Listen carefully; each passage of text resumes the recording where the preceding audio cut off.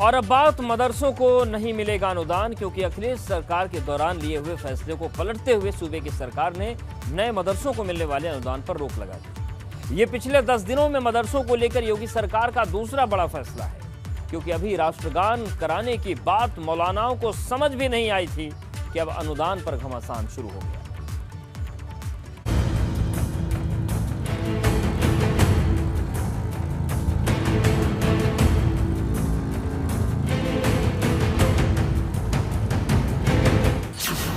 नए मदरसों को नहीं मिलेगा अनुदान, योगी सरकार का बड़ा ऐलान। पिछली सरकारों ने ये जो मदरसे क्वांटिटी में बहुत ज्यादा हो रहे थे, जिनको अनुदान दे रही थी, वो अपने लोगों को कहीं ना कहीं ओबलाइज करने का काम कर रहे थे। पहले राष्ट्रगान, अब अनुदान, मौलाना को पसंद नहीं आया फरमान। मुझे लगता है कि इस पर सरकार को हुकूमत को नजरसानी करने की जरूरत है। अभी मदरसों में राष्ट्रगान वाला चैप्टर खत्म भी नहीं हुआ कि अब सूबे की योगी सरकार ने नए मदरसों को मिलने वाले फंड पर रोक लगाकर बड़ा झटका दे दिया है। देखिए, एक अच्छी क्वालिटी ऑफ एजुकेशन हमारे मदरसे के छात्रों को मिले, हमारे जो माइनॉरिटी इंस्टीट्यूट है उसके छात्रों को मिले, इसलिए कदम उठाया गया है कि हम लगातार मदरसा एजुकेशन को और बेहतर और अच्छा और गुणवत्तापूर्वक बनाने की दिशा में आगे बढ़ रहे हैं। पिछली सरकारों ने ये जो मदरसे क्वांटिटी में बहुत ज्यादा हो रहे थे, जिनको अनुदान दे रही थी, वो अपने लोगों को कहीं ना कहीं ओबलाइज करने का काम कर रहे थे। खास करके अगर सपा की सरकार देखी जाए, बसपा की सरकार देखी जाए, मदरसों में कोई क्वालिटी नहीं थी। अपने लोगों को खाली लाभ पहुंचाने के लिए मदरसे दिए जा रहे थे। और आज हम IAS IPS बनने का अवसर दे रहे हैं। धार्मिक शिक्षा के साथ साथ सामाजिक शिक्षा, आधुनिकीकरण किया है। तो ये अपने आप में बहुत अच्छा फैसला, और पर्याप्त मदरसे हैं उत्तर प्रदेश में। अब इससे ज्यादा मदरसों को अनुदानित करने की जरूरत नहीं है। सरकार का दावा है कि उसके इस कदम से फर्जी मदरसों पर नकेल कसेगी, मदरसों की शिक्षा प्रणाली बेहतर होगी। लेकिन मौलानाओं को सरकार का ये आइडिया पसंद नहीं आ रहा। जो फैसला किया गया है कि आगे से किसी भी मदरसे को अनुदान नहीं दिया जाएगा, मुझे लगता है कि इस पर सरकार को हुकूमत को नजरसानी करने की जरूरत है, क्योंकि हमारे वजीर आज़म ने खुद इस बात को कहा है कि मदरसा मॉडर्नाइजेशन स्कीम के तहत एक हाथ में कुरान होगा, एक हाथ में लैपटॉप होगा।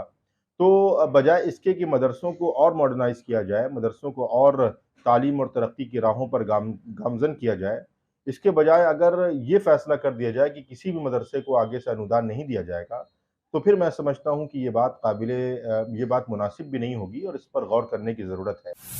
योगी सरकार ने फैसला अखिलेश सरकार के कार्यकाल में हुए फैसले को पलटते हुए लिया, क्योंकि सपा सरकार के कार्यकाल में 2003 तक की मान्यता प्राप्त 146 मदरसों को अनुदान सूची पर लिए जाने का फैसला हुआ था, जिसके बाद 100 मदरसे अनुदान सूची पर ले भी लिए गए थे।